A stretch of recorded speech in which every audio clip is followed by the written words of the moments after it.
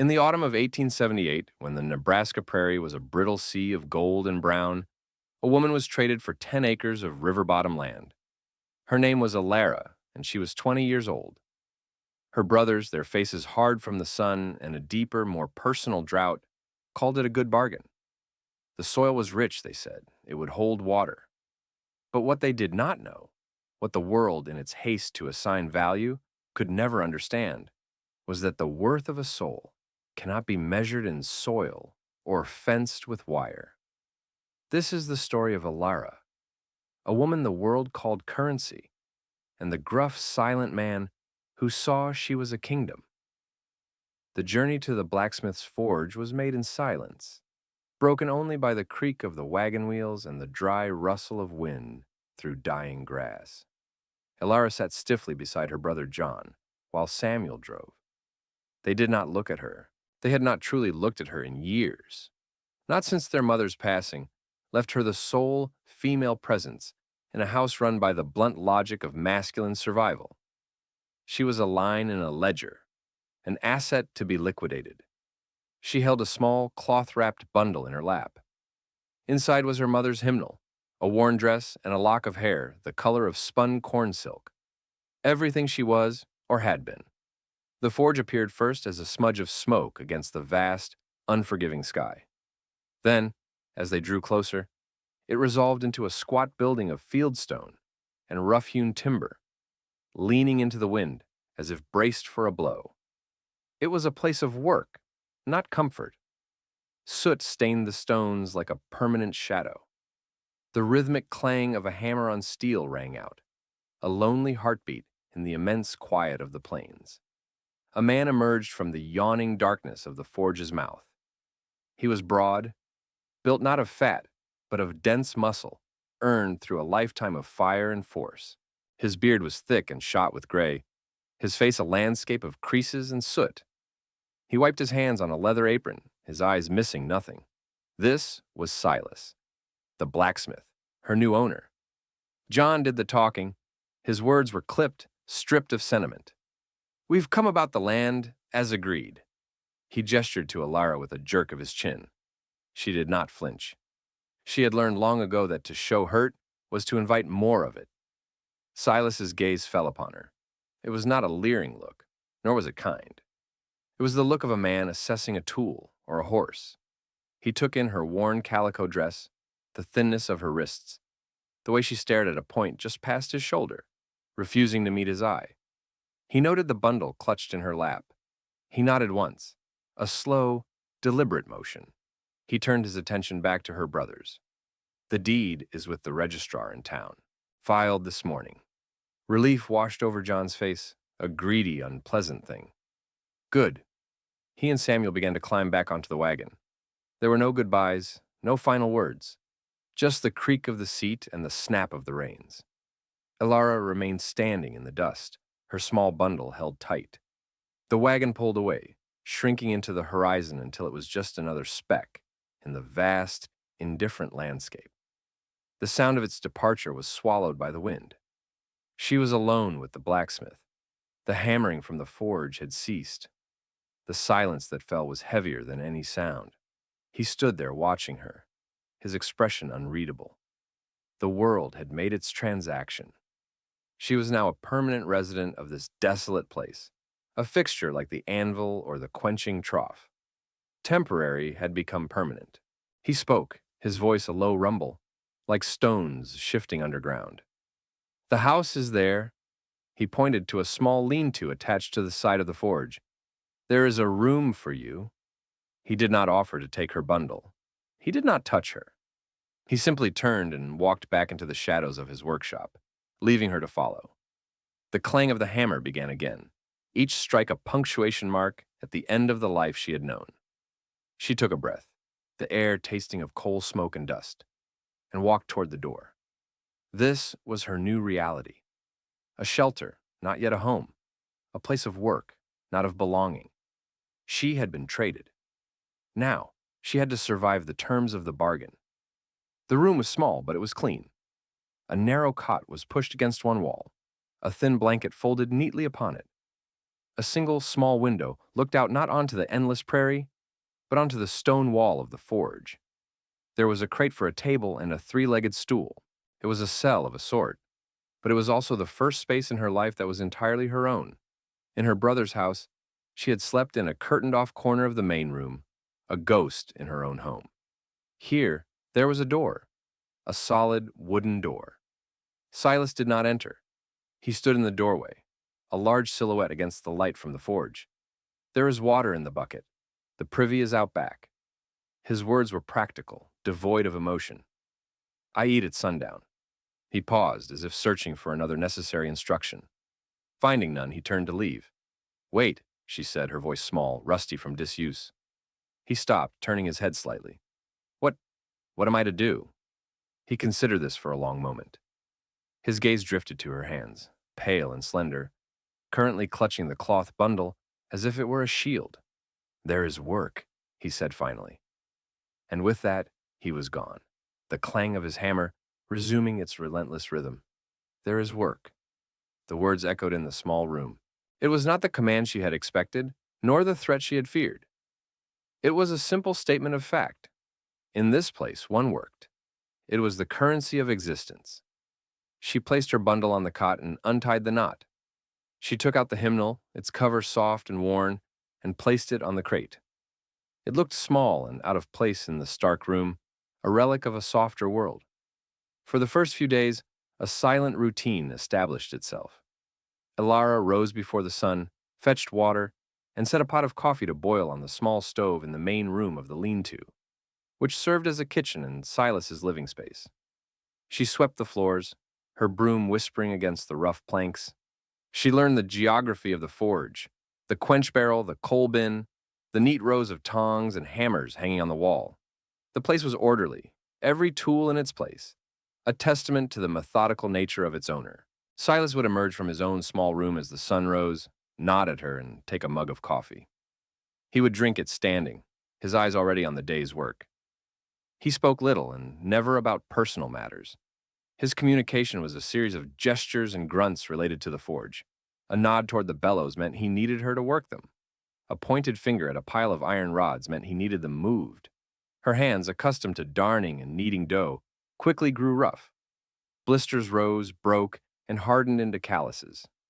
The heat from the forge was a constant, oppressive presence, baking the air and leaving a film of sweat and soot on her skin. She learned to pump the great leather bellows, feeding air to the glowing heart of the fire. The work was grueling, monotonous, but it was honest.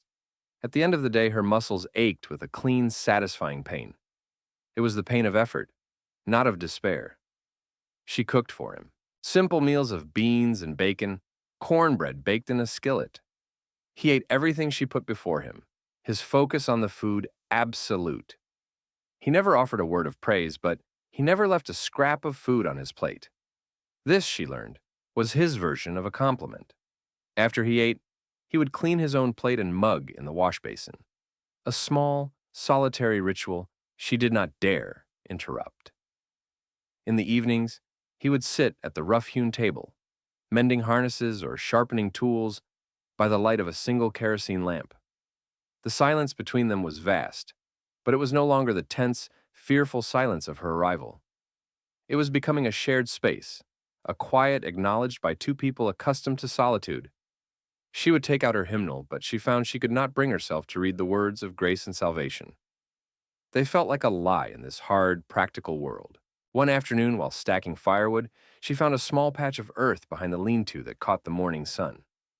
It was choked with weeds, but the soil felt dark and rich beneath her fingers. An idea took root. The next time Silas went to town for supplies, she asked him, her voice trembling slightly, if he might procure a small packet of seeds. Carrots, perhaps, and beans. He looked at her, his expression unreadable as always. He did not ask why. He simply nodded. When he returned, 2 small paper packets were sitting on the table. He had also bought a new, sturdy spade and a watering can. He said nothing about them, leaving them by the door as if they had appeared by magic. That evening, Elara felt a flicker of something she had not felt in a very long time. It was a fragile thing, easily extinguished, but it was there. It felt like hope. She spent the next day turning over the soil, her new spade biting into the earth. Her back ached and her hands were raw, but as she pressed the tiny seeds into the dark, welcoming soil, she felt as if she were planting a part of herself in this place. She was no longer just an object that had been moved here. She was a participant. She was beginning to grow. The world called it labor, but for the first time, it felt like living. Weeks turned into months. Autumn bled into a harsh, windswept winter. The garden lay dormant under a blanket of snow, a promise waiting to be kept. The work of the forge continued, a constant battle against the encroaching cold. Ilara's world shrank to the circle of warmth cast by the fire, the small house, and the man who inhabited it with her. She had become attuned to the language of his work. She knew the sound of a true strike, the hiss of perfectly tempered steel, the groan of the bellows as they exhaled life into the coals. She saw the artistry in what he did. He was not just a blacksmith, he was a creator. He forged order from raw material, function from fire and chaos. He mended what was broken, plowshares, wagon wheels, the very tools the settlers used to carve a life from the unforgiving land. There was a profound dignity in it, a quiet nobility she had never witnessed before. Her own work had found its rhythm. She kept the forge clean, the tools organized. She managed their meager supplies with a fierce economy, ensuring nothing was wasted. Her hands were no longer the hands of the girl who had arrived months ago. They were capable, calloused, mapped with the fine lines of soot and labor. She looked at them one evening and felt not shame, but a strange sense of pride. These hands had earned their keep. They had built a life, however small. Silas, too, was changing, though the shifts were nearly imperceptible. He began to leave his work at the threshold of the house, no longer bringing the soot and silence of the forge to the dinner table. One evening, as she was patching one of his work shirts, he watched her fingers move, nimble and sure with the needle. She was concentrating, a small frown on her face, her hair catching the lamplight. He cleared his throat. My mother taught my sister to sew like that. It was the first personal thing he had ever said to her. Ilara froze, her needle hovering over the cloth. She looked up, and for the first time, he held her gaze for more than a fleeting moment.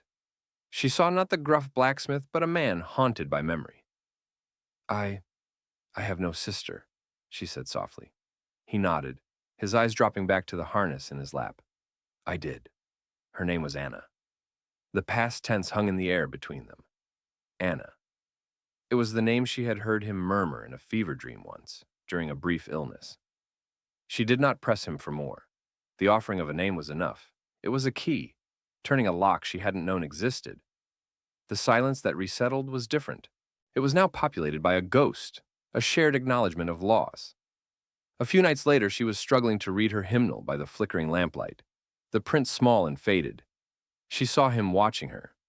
You can read, he stated. It wasn't a question. She nodded, a flush of pride warming her cheeks. Her mother had taught her, a secret gift in a world that saw no value in a literate woman. The next day, after his work was done, he placed a book on the table before her. It was thick, bound in cracked leather, its pages yellowed and soft with age. She traced the faded gold lettering on the spine. The complete works of William Shakespeare. Her breath caught in her throat. She looked up at him, her eyes wide with a question she dared not ask. It was my father's, he said, his voice low. He was a teacher, back east. He gestured to the book.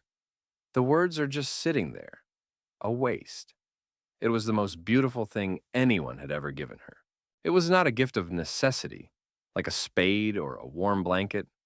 It was a gift of recognition. He had seen not just her hands that worked, but her mind that thought. He had seen her.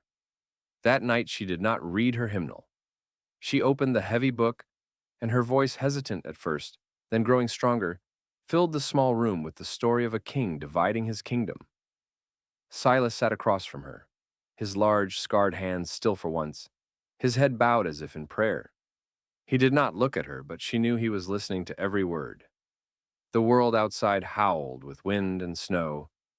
But inside the small house, warmed by the stove and the rhythm of ancient poetry, two solitary people were beginning to build a world of their own. A shelter was slowly, miraculously becoming a home. When spring finally broke, melting the snow and turning the prairie into a muddy, hopeful expanse, Silas announced they were going to town for supplies. It had been months since Ilara had seen another soul besides him. The thought filled her with a mixture of excitement and dread. The town of Prairie Ridge was little more than a single dusty street lined with a dozen false-fronted buildings, a general store, a saloon, a land office, and a church whose steeple seemed to be pleading with the vast, empty sky. As they pulled the wagon to a halt in front of the mercantile, Ilara felt the weight of eyes upon her.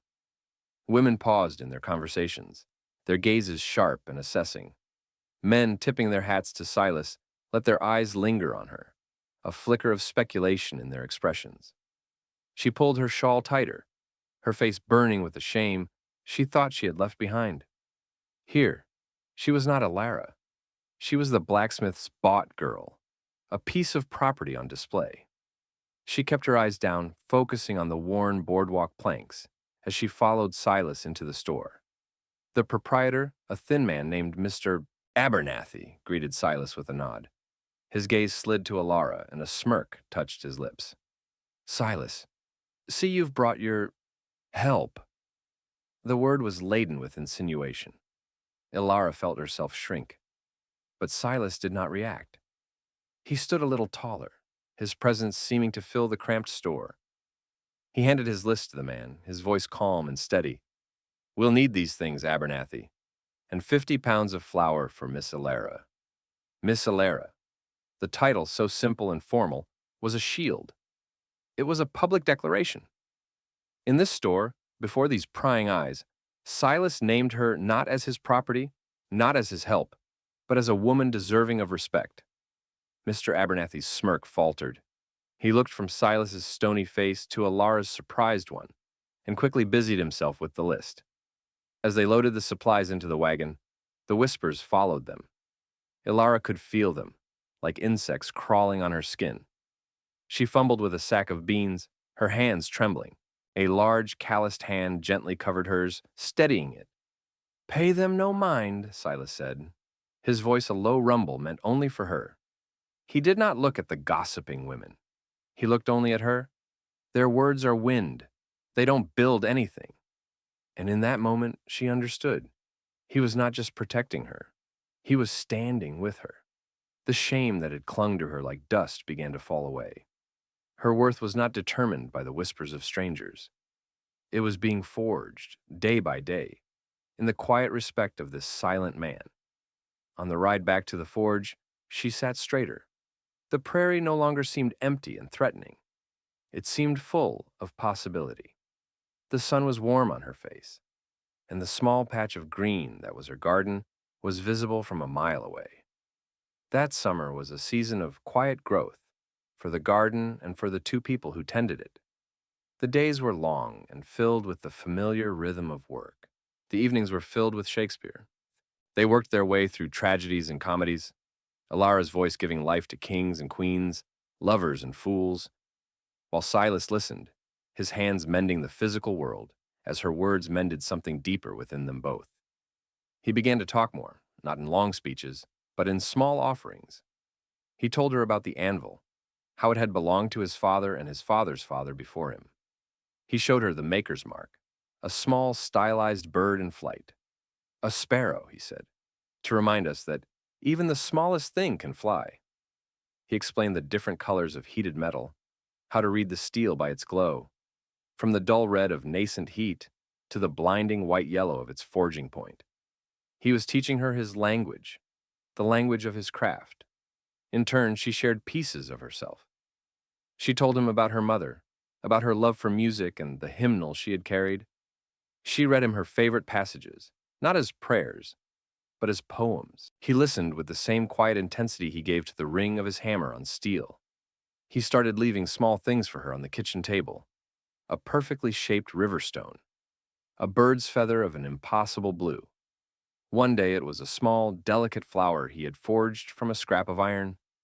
Its petals were thin and graceful, its stem curved as if leaning toward the sun. It was hard and unyielding, yet it captured the essence of a living thing. It was a contradiction, much like the man who had made it, strong and unbending, yet capable of creating something of such quiet beauty. She kept it on the crate beside her bed, next to her mother's hymnal. The two objects, one representing the grace she had been taught to believe in, the other representing the grace she was discovering for herself, seemed to belong together. One sweltering afternoon in late August, a rider appeared on the horizon. Not the familiar shape of a local farmer bringing a plow to be mended, but a stranger, riding hard. As he drew closer, a cold dread coiled in Ilara's stomach. She recognized the horse. Then she recognized the man. It was her brother John. He dismounted, his face a mask of sweat and dust, and a familiar sour anger. He ignored Ilara completely, his eyes fixed on Silas, who had emerged from the forge, a hammer still in his hand. "The land," John spat, his voice cracking. "It's worthless. The river flooded in the spring, washed it all out, a mud pit." Silas said nothing. He simply stood there, solid as his anvil. John's eyes darted around, taking in the thriving garden, the neat stacks of firewood, the subtle but undeniable signs of care and prosperity. His gaze finally landed on Ilara, truly seeing her for the first time. He saw the healthy color in her cheeks, the confidence in her posture. He saw the small iron flower tucked into the band of her apron. His face curdled with resentment. "The deal's off," he said, his voice rising. "You cheated us. I'm taking her back." He took a step toward Ilara. Before he could take a second, Silas moved. He was not fast, but he was inevitable, a force of nature. He placed himself directly between John and Ilara. He didn't raise the hammer. He didn't need to. His presence was enough. "She is not a deal," Silas said, his voice dangerously low, "and she is not going anywhere." "She's our sister. It's our right," John blustered, his courage faltering in the face of Silas's unyielding calm. "You surrendered that right when you sold it for 10 acres of mud," Silas replied. He then did something that stunned Ilara to her core. He turned his head slightly, his eyes finding hers. He was not telling her what would happen. He was asking. It was her choice. Her past, embodied by her brother's bitter anger, stood on one side. Her future, embodied by this quiet, steadfast man, stood on the other. All the fear, all the shame she had carried for so long, vanished, burned away by the heat of this single, pivotal moment. She stepped out from behind Silas, meeting her brother's furious gaze without flinching. Her voice, when she spoke, was clear and strong. It was a voice he had never heard. "This is my home, John," she said. "You have no rights here." The words struck him with more force than any physical blow. He stared at her, this stranger who wore his sister's face. He saw he had lost. Not just a bargain, but something far more valuable. Something he had never even known he possessed. With a curse, he wrenched his horse around and galloped away, disappearing back into the dust from which he came. Ilara watched him go until he was a speck on the horizon. She felt not triumph, not anger, but a profound, quiet sadness for the man he was. Then she turned to the man who remained. Silas was still watching her, his eyes full of a raw, vulnerable emotion she had never seen there before. The silence stretched, filled with the buzzing of insects and the beat of her own heart. He finally spoke, his voice rough with feeling. He said the deal was for a wife. He took a hesitant step closer. I never asked." He looked down at his large, soot-stained hands, then back up at her. "Ilara, will you be my wife?" He had not touched her. He had not presumed. He had defended her, stood by her, and now he was asking for her, a free choice given to a woman who had never been allowed one. She looked at this man, his face grimed with the honest dirt of his labor, his eyes offering her a world of respect and quiet devotion. She thought of the iron flower, the book of poetry, the way he had called her Miss Ilara in front of the whole town. Love, she realized, was not a grand declaration. It was a series of small, steady actions. It was the daily choice to see, to honor, to protect. A slow smile spread across her face, the first true, unguarded smile she had given him. "Silas," she said, her voice soft but sure, "I am already home." That evening, the forge was not a place of labor, but a sanctuary. By the soft, pulsing glow of the banked coals, Silas took her hand. His touch was hesitant at first, then firm and warm. He slid a ring onto her finger. It was not gold or silver, but simple, dark iron, forged with his own hands. It was still warm from the fire. "The world trades in land and gold," he said, his voice a low vow in the quiet of the forge. "But they are temporary. This," he touched the ring on her finger, "is made of fire and will. It is permanent."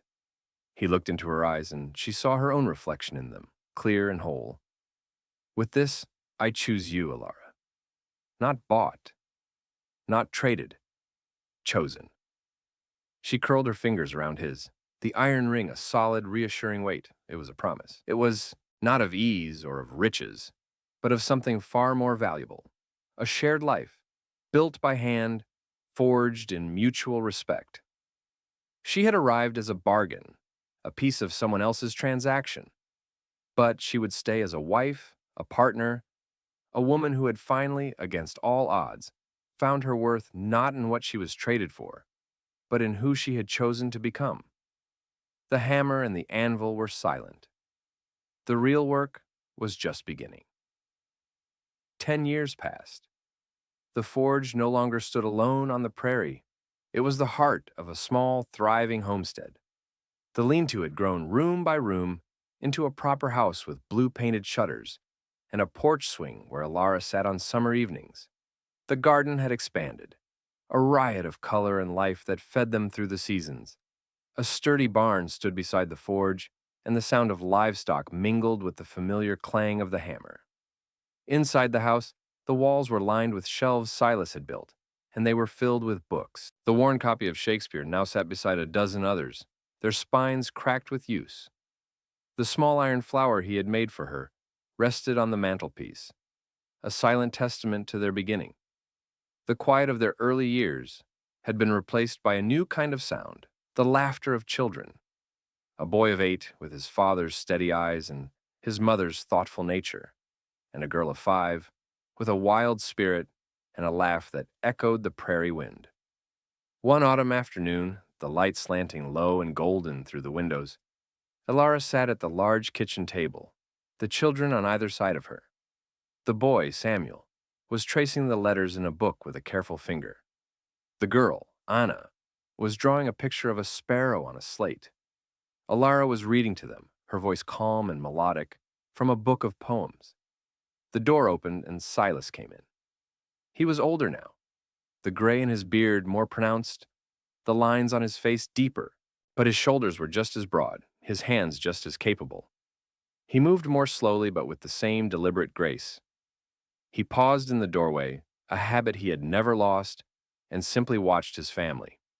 He saw his son, learning the words that had once been a bridge between two lonely souls. He saw his daughter, named for a sister he had lost and a love he had found, creating beauty on a simple piece of stone. And he saw his wife. The light from the window caught the iron ring on her finger as she turned a page. It was worn smooth with time, its dark metal gleaming. Her face, no longer guarded and fearful, was serene. She was the calm center of the world he had built, the foundation upon which everything rested. She looked up and saw him there. Her smile was immediate, a quiet welcome that needed no words. He came and sat at the table, his large hand resting near hers. Anna climbed into his lap, showing him her drawing. Samuel looked up from his book. "Papa, what does cherished mean?" he asked. Silas looked at Alara. He looked at the home they had made, the children they were raising, the life that had grown from a callous transaction. He thought of the 10 acres of river-bottom land, long ago swallowed by the water, a forgotten footnote in their story. The world had called her a bargain, something to be bartered and sold. But the world had been wrong. He wrapped his arm around his daughter, his other hand finding his wife's. He held it, feeling the familiar strength in her grip, the smooth band of iron that bound them. Cherished, Silas said, his gaze locked with Alara's, his voice full of a decade of unspoken love. It means worth more than all the land in the world.